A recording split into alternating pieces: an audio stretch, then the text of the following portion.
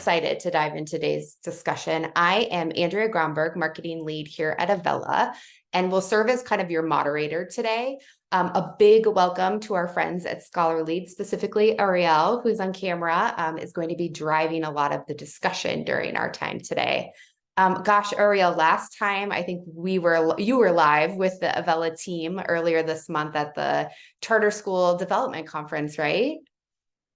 Yeah, that's right. Yeah, we were in Anaheim, California, talking to schools about how we could potentially partner together and offer our solutions.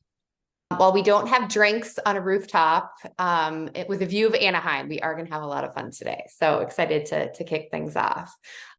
First, let's just take a quick look at our agenda.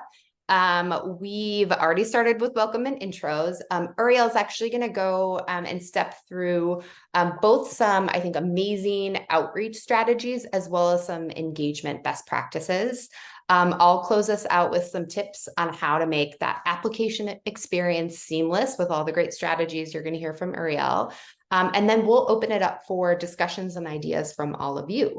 So let's dive in. I want to share a little bit about Avela. We are the hosts of today's webinar, and a little bit of context of kind of how this partnership came to be and why we're all here. So we are really a complete suite of enrollment products. And we have an unrivaled team of enrollment consultants and match experts, some of which are joining us today. To really elevate the enrollment experience for schools and families. Our roots are deep. So we have a rich history. We were founded by two MIT professors of economics, Parag Paddock and Josh Angris. And together for over 20 years, they've really made huge social improvement by solving enrollment challenges and developing new systems for school choice, and the algorithm that actually a lot of charter networks use to run their lotteries and manage their student assignment. So they've done this in large communities across the country through different initiatives at MIT, most recently and currently through an initiative called Blueprint Labs. And because they were so impact driven, in 2020, they founded Avela with social entrepreneur Greg Bybee, who's joining us today as now our CEO. To take their work to the next level and really scale and make this solution available for all education organizations, including you.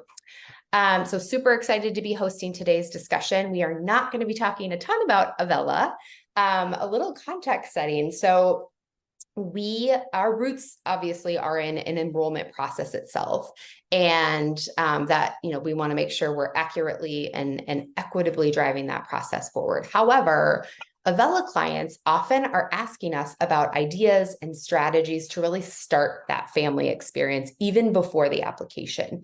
And we thought what better way to sort of do that is invite one of our partners to join us and really showcase how to attract families and the importance of enrollment for school growth and sustainability. So with that, I'll introduce formally our partner, ScholarLead and Avela, who's joining us today. Thank you very much, Andrea. Great. It's so amazing to be with all of you today. Want to obviously first thank Andrea and Greg for having me join you all today for this webinar. Looking forward to get into the meat and the details of kind of how our partnership has transformed. I also want to take a moment to acknowledge some of our current partners, some of our current ScholarLead partners who have joined us this afternoon. Thelma Banky from University Prep is on. Tina Morales. Hey, Thelma. Tina Morales and Graciela Santana, I believe, are on from Lincoln Leadership. We had some other folks join, but I'm not sure they're quite yet or RSVP'd. So just wanted to take a moment to acknowledge those two folks, our two schools. We're really excited to be able to share with you what ScholarLead is all about. So these are the three main points that you can expect to get when you work with us. With ScholarLead, you can expect to expand your reach, engage families, and peak school interest. You'll save a lot of time and energy by automating the engagement process, the pre-acquisition process from engagement to outreach. And then ultimately, you'll conserve energy through better communication and relationships with family. So wanted to quickly take a moment to talk about our founding story as well. So my co-founder and I, Nick Brown, who's pictured with his students here, he was a teacher for TFA in the Mississippi Delta. We came together for our mutual interest in education inequality and trying to solve the problem of lack of education, especially access for kids, especially Black and Brown kids in the United States. I'm pictured here with my high school math teacher and longtime mentor, which is founder of University Prep, the school that Thelma is the director of enrollment at. And the founding story of ScholarLead was essentially David calling me, and I'll get into it a little bit in just a second, calling me and saying, hey, we have a serious problem with enrollment. The families that we are trying to serve are being displaced in the neighborhoods that we are serving. Do you think you can help us? And as any yes person says, they say yes, and then they figured it out later. 5 years later, I'm happy to say that we have blossomed into kind of what we are now. I'm a marketer. Uriel and team are marketers. Who doesn't like a great funnel, right? So this is sort of the way that we've visualized, I think, both today's discussion, but also our partnership and how we complement each other. So Uriel, do you want to kick this off? Yeah, totally. So piggybacking to what Andrea mentioned, right? So we also are coming up similar sort of questions on the opposite side of the coin. So, our work centralizes in helping schools on the front end of the funnel, the first two stages, outreach and engagement, right? Often our schools ask us, can you take it a step further? Can you help us with our applications? Can you help us manage our wait list and do lotteries? Can you ultimately integrate with our SIS systems? And for the last 2 years, we've had to say, unfortunately, no. But now we're happy to say that we have established this sort of partnership with Avela where we can both say yes. So I am no longer saying no to our schools who are asking that. Instead, I'm saying I have a partner who can help you with that. So I think this is the impetus really of why we decided to see how this partnership could work, because it's very complementary to the holistic view of what schools need when it comes to raising awareness all the way through the pipeline to enrollment. So with that, I think we can just get started and go into the first step, which is outreach. So one of the things that I really want to make sure that we leave you all with are some practical tools. We mentioned that this is a post-Thanksgiving webinar, right? A lot of folks are starting to think about enrollment, believe it or not, for next year. We've often found that enrollment can be a year-long thing. So these are some of the main things that you should start to think about when you think about this top of the funnel. So the outreach stage, right? That's all about attracting families, right? If you have a goal of enrolling X number of students, the first stage of your goal should be at the very top. How many families do I need to engage so I can meet that enrollment number? And it really starts with optimizing your brand, right? Think of your website, your social media presence, anywhere that you have an online presence as the front door of your school on the internet. You want to make sure that anytime a family goes to your website or sees an ad on Facebook or goes to YouTube, they are met with the cohesive brand that highlights who you are as a school, what you're able to offer them, and makes it really easy for them to digest the fact that this might be a school that they want to send their kids to. So I would say that's step number one. Take a look at your current presence. Is it cohesive? Do you have messaging that matches across your entire brand? Is it accessible? Is it easy for parents to digest what you're trying to say? And are you making capturing information easy? I want to really zone in on this one a little bit. Capturing information is probably the most important part of the first stage. We oftentimes work with schools that have an interest form that is very difficult or clunky or ask too much too soon, right? We always recommend that you strip the initial intake form to the basic essentials, right? Name, phone number, email, just so you can capture that basic information so you can do the follow-up. Because later, as you'll see in the engagement and the application stage, all that information that you may be trying to capture at the very front end will eventually get filled in for the application purposes all the way to enrollment. So if the goal is to generate 200, 300, however many leads, the best thing that you can do for yourself is making capturing the basic information as simple as possible. Last thing on this slide that I want to highlight, one of the things that I always get asked is, well, not everyone is on social media on the internet, which is true. However, if you look at the data, over 92% of all US, all folks in the United States are on the internet in some form. And of those, 75% of folks have some sort of social presence. So it may not be all true, but an overwhelming majority of folks in the United States, including parents and families, are on social media, which is why we think post-pandemic, we have to have some sort of a digital first approach to recruitment. And with that being said, there's nothing going to replace human to human interaction, right? So we always encourage our schools to have community events, to have backpack giveaways, boots on the ground, because that's always supplementary, and it's always good to be able to capture that component of, with your entire strategy. These are some of the examples that we've used in the past. On the left is University Prep, which Thelma is very, very familiar with. These are just some of the things that really highlight my first point of having a cohesive brand. So we're going to follow up with this deck afterwards. If you have some time, do me a favor and click into these schools' websites, because you'll see this is an ad that a parent sees online. When they click on the website, they're met with very similar branding, very similar messaging. When you look across their channels, everything is going to be cohesive. It's going to be very much what folks can expect across the board, all the way to them going to a school tour. So we won't spend so much more time on this. Just wanted to give you some examples. What better way to kind of highlight the first step than with a story? So I wanted to spend a little bit of time talking about the Legacy School. This is a brand new public charter school, high school that opened in Cleveland, East Cleveland, this fall. I get a call from Sean Crosby, pictured here, in about March, saying after 2 years of trying, they finally got approved for a charter in March, but they had only a few months to enroll at least 50 kids in order for them to open. So we really had to be, one, resourceful, because they didn't have that much money as a brand new school, and two, we had to be very creative.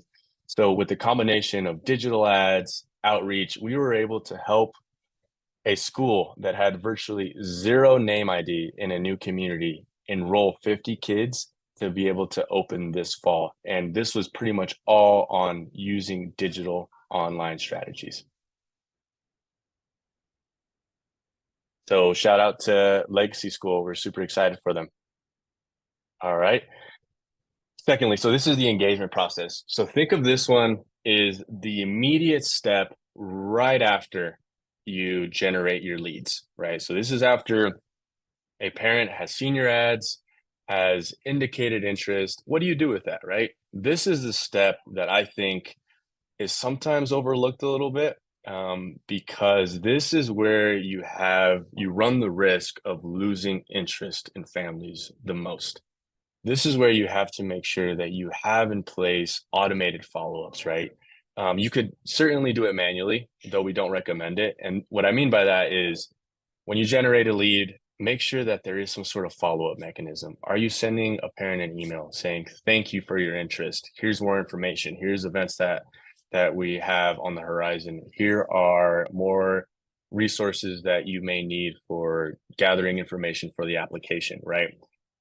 We always recommend to use tools like Zapier or some of these other automated tools that you could use within your email sender like MailChimp. Always make sure that you are staying top of mind with the family, even after you generated the lead. It's not enough to just generate a lead. Folks, and we know this from a personal experience. We have so many things going on. Anytime you go on the internet, there's always like a million different things that you can start to research or go off to. So it's not enough to just hit folks with an ad, get their information, and then think that that's good. Follow up, months later. Always make sure that you're following up, even if it's just for the sake of being top of mind. This is how you avoid losing interest from your families. And this is how you ensure that you're coordinating with your team so that you can take them from an interested lead to a completed application. So I think, and here I got some gimmies too, right before I get into the the example. One tool that we use a lot to help our schools is called text request.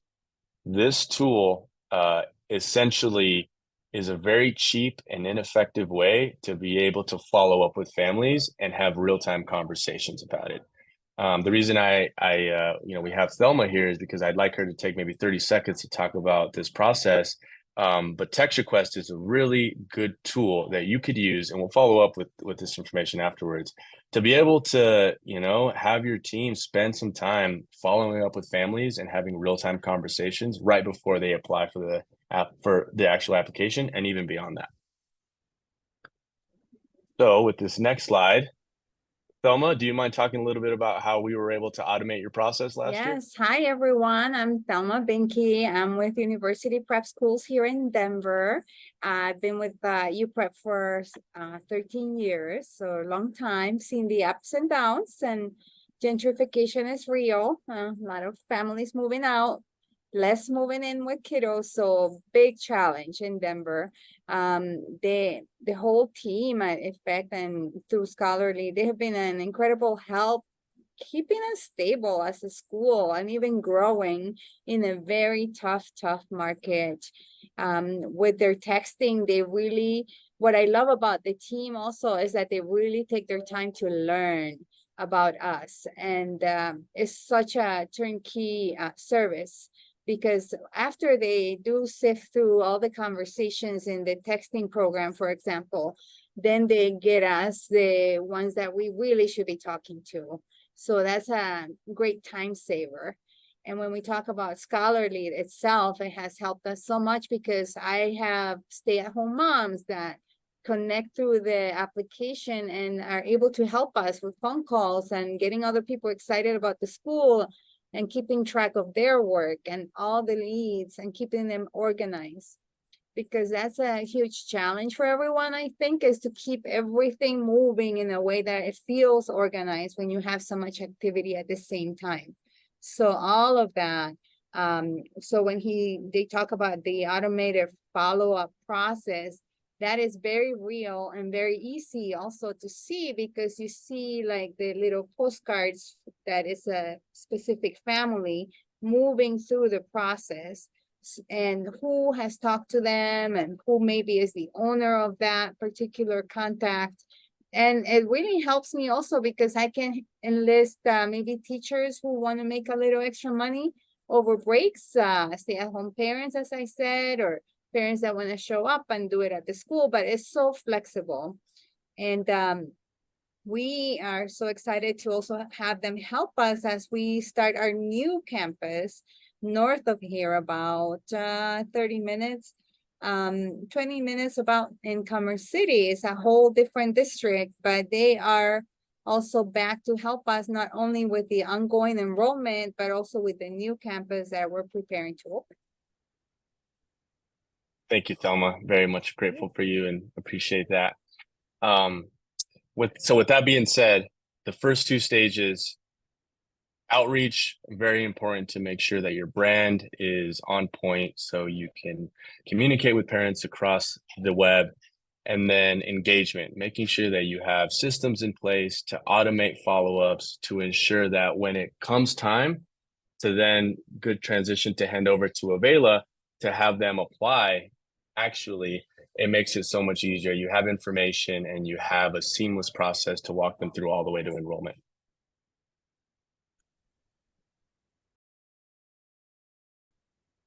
Awesome. Thanks so much. So moving on into the process that we're describing here, you've built an amazing school brand, you've mastered your killer outreach strategy, and you're building this awesome audience of engaged families.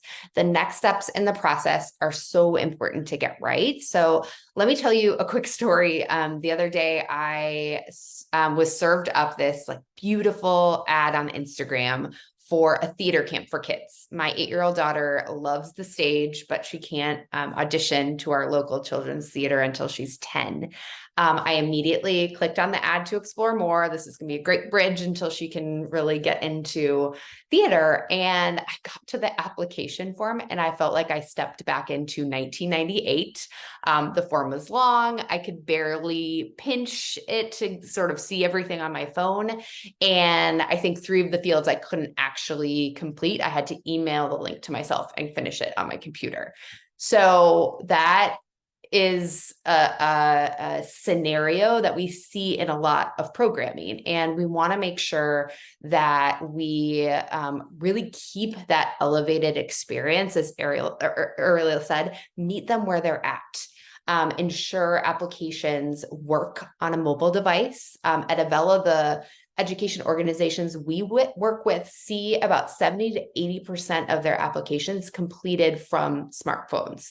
And in some communities, that's all families have. That's what they use.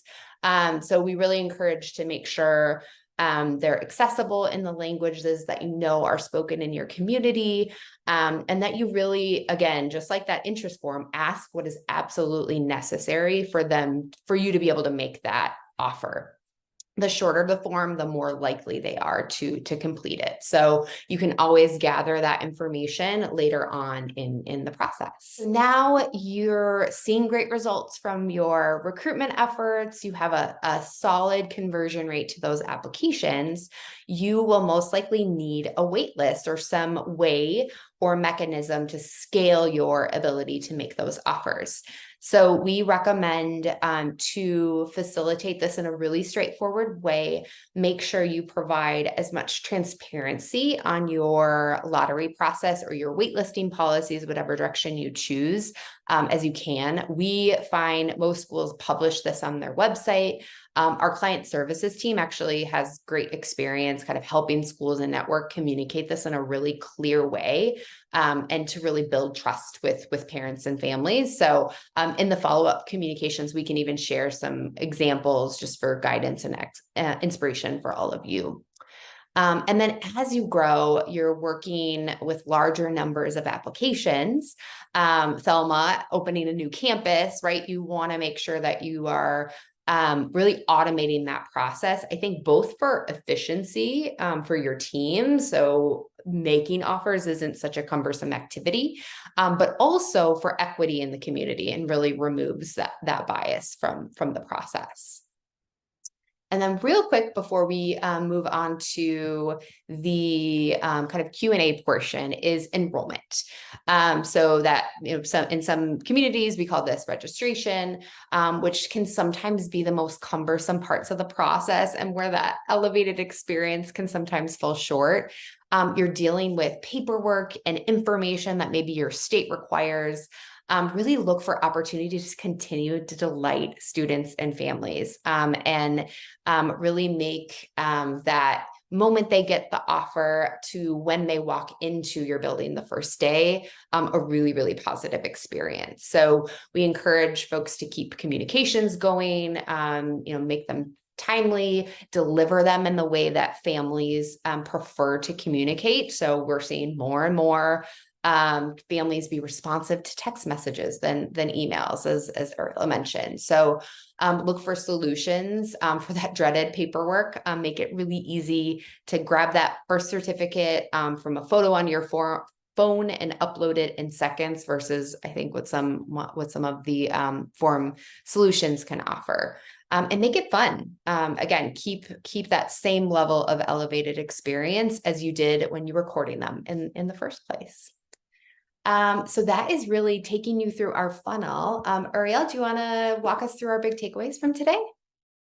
Yes, thank you so much, Andrea. So these are the 3 sort of high-level takeaways that I would love for all of you to consider. You have to engage and keep families interested. It's not enough to just generate leads. You have to make sure that you stay top of mind with them all the way through the first day of school. You have to follow and act on the data, right? So I think this is that engagement process, making sure that you have a coordinated effort with your team, with your enrollment brigade, whoever it is that is handling recruitment and enrollment to ensure that you're not doubling up on efforts and you're saving time and energy. And I think for me, number three is probably the most important. Keep the process and the experience as simple as possible. Strip down forms to just the necessities. Don't overcomplicate things. Parents are humans just like us, and families want to make sure that their experience is seamless, and your experience also needs to be seamless as well at the same time. So those three things I think are the most important takeaways as you start to plan for recruitment and enrollment starting next month and into January as you look to achieve and exceed your goals next year. Great. So just wanted to, thank you all and incentivize you all for for you joining us today. So we have a course that we actually built. We call it the Digital Launch Course. And we want to give it to you all for free. So usually it's $1,200 to gain access to it, but we want to make sure that you all have the resources that you need to be able to, plan for the future, plan for enrollment. So we'll follow up after this webinar with details on how you can get access to that. And it's going to be self-learning at your own pace. And we just ask that if you're up to it, that sometime in the new year, you schedule a 15-minute call with us to see how it's going. But with that, love to open it up to Q&A. We do have a couple questions coming in. So question number one, do you have any strategies for grassroots marketing rather than digital? That is a great question. Yes. So I think this highlights a little bit, Jonisha, to the point that we made earlier. I think we've seen a shift to digital because of pandemic and the world that we live in. However, that does not mean that we should not sleep on grassroots, field marketing, and face-to-face, because we're always going to need that level of trust building. So one of the things that we've seen that works really well with some of our schools is actually hosting events. So hosting an open house, we've seen some of our schools do a petting zoo or some sort of bazaar. And what we do on our end is we supplement traffic to that event with digital. We'll send out an ad saying, come to this event, right? So we're not necessarily saying, give us your information on this ad. Instead, we're saying, go to this event. And then we drive folks to your event, or we help you drive attendance to that event. And that's kind of where you do the subsequent stages of it all, right? You have folks now at your campus at your own event. You have sign-in sheets there, what have you, and then you really start to make sure that you give them a feel of the school and the experience that their children will have. So I think the biggest thing that I could offer is see if you can host some sort of event for your prospective families, because I know a lot of schools have family nights for their already enrolled families, which is great. See if you can extend that a little bit to some prospective families who haven't quite enrolled yet but are interested. Hope that answered the question. Yeah. Go ahead, Andrea, you want to keep going? Yeah, absolutely. Got a couple other questions in here. So one around, and I love this framing. Do you have a 30, 60, 90 in 1 year kind of purview looking at strategies more on the retention side for families and students? So not looking at necessarily bringing new families in, but what does that retention approach look like? That is a great question, Dr. Olivares. We have actually, with UPrep, we saw the first couple of years we were working a high attrition rate. So we spent 2 years ago on the front end really planning our recruitment strategy to not only solve recruitment, but also help solve retention.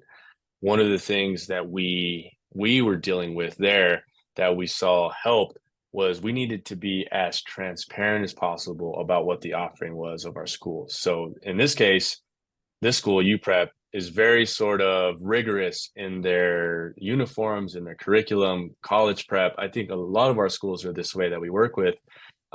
So our ads were very effective before then when we were getting leads. But a lot of times these families who would convert into enrollments, they started going to the school and they realized this is too much for me, right? Like this is not the school that I necessarily wanted to send my child to. So we decided we just need to be transparent on the front end, right? We need to make sure that every family that is enrolling with us knows from the very beginning what they're getting their family into. So I suggest going back to like the messaging and the foundation. See if you can make sure that across your branding, it's very clear on the value proposition that you're offering, so that you solve some of the potential attrition that you're seeing when it comes to families leaving. That's like the biggest thing that I can say when it comes to my wheelhouse and how I help that. And then finally, one of the more sort of technical things that we've been able to help with when it comes to retention goes actually in line with the engagement stage of the funnel. So setting processes in place to do this constant communication with families, right? Even not just prospective families, even enrolled families. So making sure that you're sending out newsletters or making yourselves available, really just like staying top of mind. And, I have no doubt that you all as educators really care about your families or care about your students. But I think sometimes parents need that extra step to just see how much you care. And a simple newsletter every month seems to help move the needle a little bit to try to help keep families engaged. And I think, this is the classic, Stoic principle. There are things you can control and there are things you can't. So I was talking about the things I think we can control. Some of the things we can't control, our families moving out of the city or out of the state. So those are some of the things that I think will always be the case. But I think in the things you can control, being as transparent and truthful on the front end with your recruitment strategies, and then setting automations in place or sort of communication automations in place to make sure that you're staying top of mind with your already enrolled families.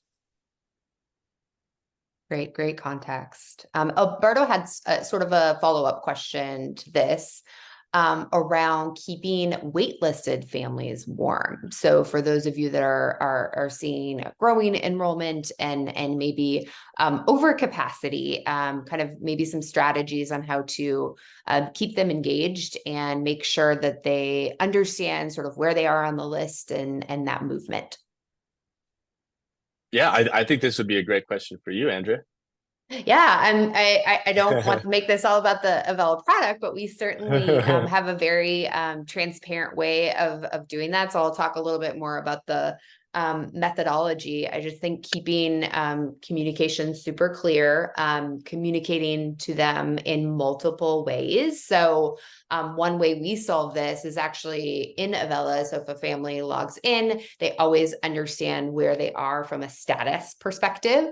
And then we communicate them from an automated way when their position changes. In the methodology that they choose. So if they are signing up through their phone number on their phone, they'll get a text message. And if they are signing up through email, if that's their preferred communication, we will email them. And then our clients, the schools themselves, have also the ability to do one-off if they want to do any communication or warming up in between those status changes. Ariel, curious to hear your perspective if you have marketing strategies that your clients have leveraged to keep families warm during that process. Yeah. Oh, yeah. I think the only thing that I'll add to that, because I think you really hit on the main points, there's power in urgency language. We've seen some of our most successful ads be ones that instill that sense of urgency. So even with your waitlisted families, in order to keep them on the wait list and not have them go elsewhere is, things around, space is still limited, but we're doing what we can to ensure we have capacity, right? This is very true across the entire funnel. I think when you say things like that, when you say there's a deadline, right? Like you have until this day to complete your application or to submit for a lottery. I just think psychologically that helps people really move the needle on giving you their information. So as much as you can really instill urgency language, not just on the wait list, but across your funnel, I think that will serve you very well. Awesome. Great suggestions. We have a question from Nicole, and she's offered to ask her question live. So Nicole, I am moving you into the panel. There she is. You can come off mute and share your idea or question live. Hello, good afternoon. Hello. Hi, so my name is Nicole Honus and I work at Legacy College Prep and we are in the Bronx, so it's a middle school and a high school. Muriel, we actually met before about the product.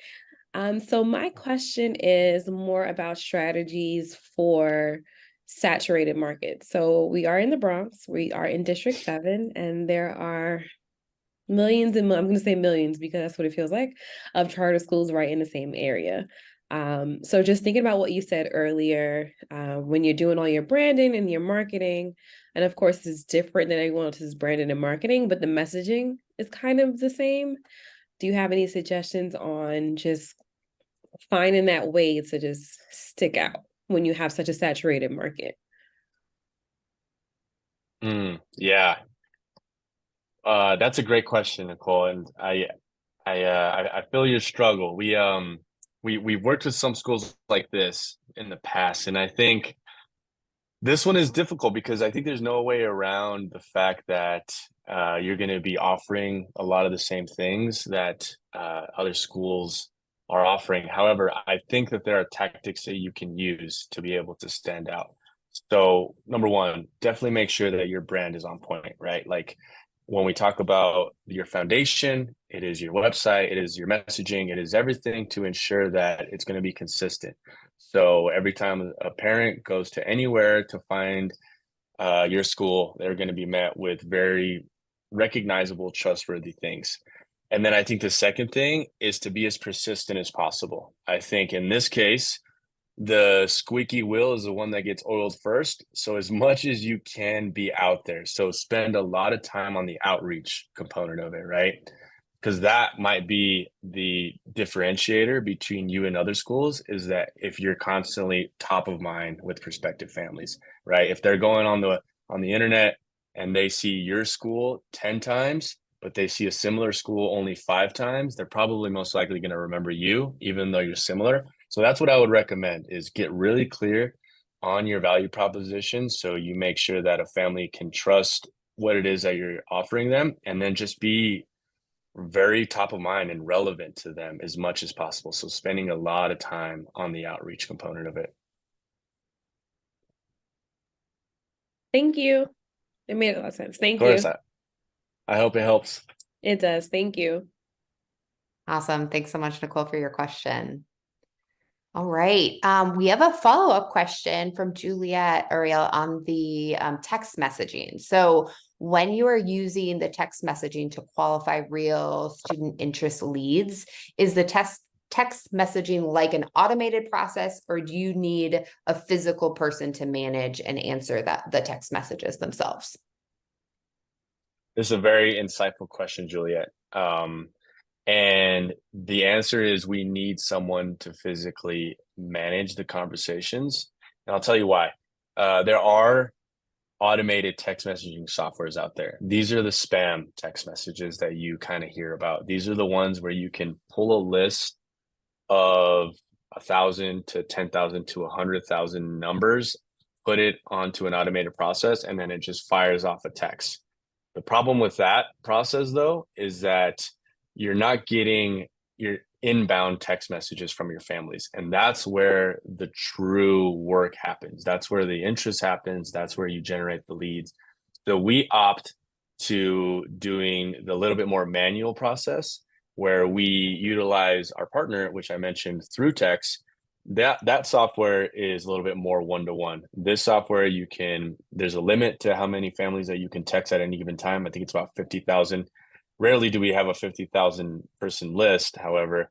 But this way, we send out our messages, and we always send out an initial message that compels a response. So we always want families to respond back to us to say, yes, I'm interested, or who is the school that you're messaging me from? Where are you located? Because that's where the dialogue starts, when they're responding back to us.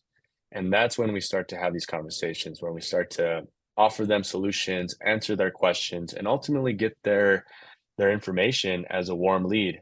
And when we work with our schools, we handle all of that. Some of our schools like to see kind of the back end to see what it looks like and how it feels, and even have conversations with parents themselves. But kind of to Thelma's point, I really pride myself and extend this to my team to making sure that we fully understand every school that we work with, and we have a feel for your own value proposition so we can answer those questions on your behalf. Because at the end of the day, well, our goal is to hand deliver you a list of qualified leads. So I love this question about texting, because it is arduous, but it's so effective. Because if we can generate a lead from a texting strategy, that lead is so warm that it really is now up to the school to walk them through the remaining stages of the funnel all the way to enrollment. Awesome. Great question and good, really good discussion. This one is somewhat similar, just around best practices for following up on with leads. I think the question gears specifically toward like understanding more tactical strategies. Are there specific times of day that work? I think texting is relatively new to kind of school recruitment and school marketing. And how much is too much or too little? I love these series of questions, because I just told Nicole, be persistent Yeah. and do it a lot. And now I'm gonna have to tread the line a little bit. So this is a great question, because I think there is a formula to this ultimately. I think at the bare minimum, every school should have some sort of automations, right? So anytime a lead is generated, a very simple way to think about it is if you have an online intake form on your school's website that has some sort of like enroll now or apply now, a simple intake form to compel parents to give you their information. As soon as they hit submit, there should be a trigger that automates an email that says, thank you for your interest in said school. Here is more information, right? It could be dynamic. Here is what's on the horizon. We have this event coming up, or these are the important dates. We have a lottery in the spring, or this is the deadline to apply. I think that should be, step number one when it comes to a follow-up, is having some sort of automation that will trigger every time a new lead is generated. Now, after that process, this is where it becomes more of an art than a science, right? With the texting component, we definitely tread lightly on the texting. We don't want to pester families and turn them off from your school, right? So we make sure that we're respectful with them. So, definitely don't send messages too early in the morning or too late at night. This is where the data notion that we talked about, the key takeaways, is super important, is because you don't want to like retext a family that already said, yes, I'm interested, or I want some more information, and then you send them a generic text. So that's why it's very important that you keep track of the communication that's going out, because I think this is where I've seen schools get into trouble. Not necessarily that they are doing too much outreach, rather that they are kind of overlapping their outreach. They're sending a text campaign to a list of families who already got that same information via email, and then we're getting the responses being like, well, I already have this information, right? So I would think about it from that perspective, right? Are you keeping your outreach and outward communication static, so much so that it's unique to the families that are getting it and not overlapping?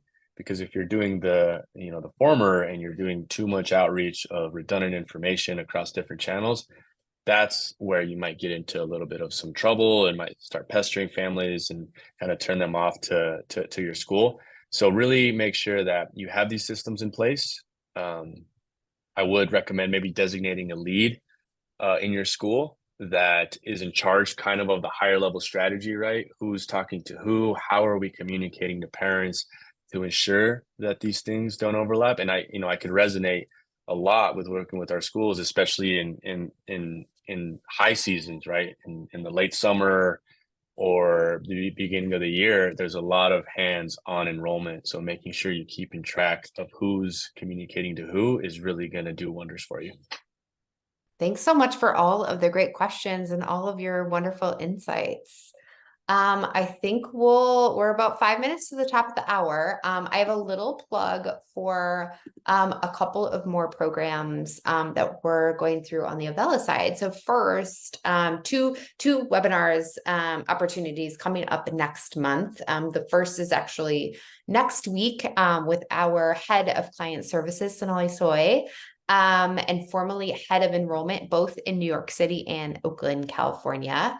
We'll be hosting sort of a fun, our play on 2023 wrapped discussion around enrollment trends to really help you continue your efforts in planning for 2024 and beyond. And then additionally, because driving enrollment is so key to all of your success, we have seasoned expert Lyman Millard, who actually joined the webinar today from Blue Mel Group. Really a great complement to some of the key basics that Ariel recommended today. We'll explore even deeper through some cutting edge practices that their firm has seen and some campaign tested strategies to improve your enrollment from the inside out. So you can register for both of these via our webpage at avela.org/events. I think we'll close us out. So appreciate your time and just really thoughtful dialogue today. I think Ariel and I will team up and put a follow-up communication together that will include the recording from today's webinar, kind of a package of resources that we chatted about. We'll definitely make sure you have more information about that great offer that Ariel talked about from ScholarLead and links to our follow-up webinars. Ariel, any closing thoughts or wisdom for the group?